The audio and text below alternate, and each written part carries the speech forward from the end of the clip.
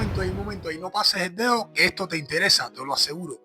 Resulta que hay un grupo en redes sociales que digamos que tiene buena energía, pero muy poca información. Y hoy vengo a desmontar algunos de los criterios que estas personas plantean. Déjame prepararme. Este tipo de personas se dedican a hablar sobre fitness y deporte. Ellos tienen como criterio principal que para tener desarrollo físico debemos llegar al gimnasio y trabajar directamente con pesos grandes y altas intensidades, cosa que es totalmente errónea. Una cosa que debemos tener todos claros es que el entrenamiento deportivo, tanto en el gimnasio como en un área específica de un deporte, es una ciencia.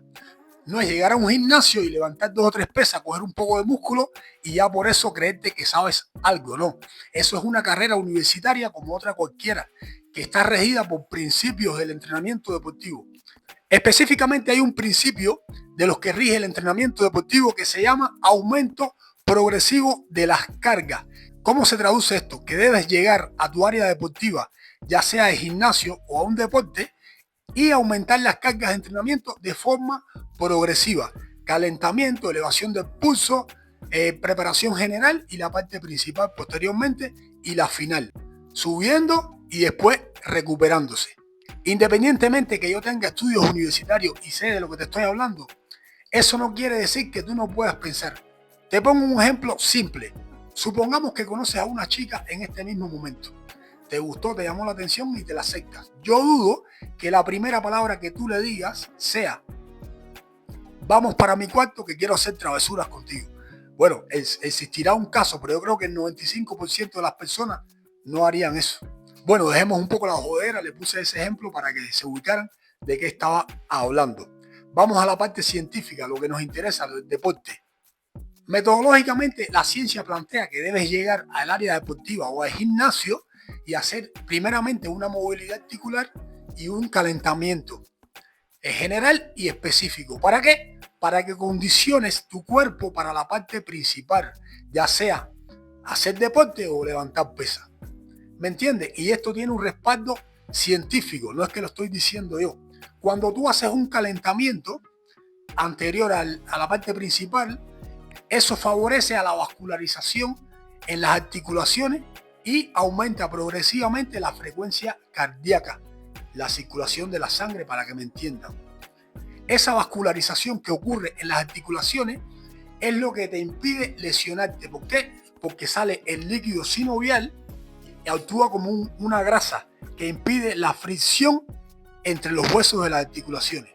La otra razón, supongamos que tú puedes con una pesa como esta que les voy a mostrar. Yo no dudo que tú tengas la capacidad de llegar al gimnasio y levantar esta pesa de 12 kilos. No lo dudo. Pero metodológicamente no es correcto. ¿Por qué? Al levantar una pesa de 12 kilos o más, estás movilizando algunos planos musculares más grandes del brazo, en este caso, para que te permitan levantar el peso. Y entonces los músculos más chiquitos no se movilizan. Metodológicamente, yo lo que haría sería esto. Primeramente, comenzar con la movilidad articular, normalmente, y después pasar con una pesa pequeña.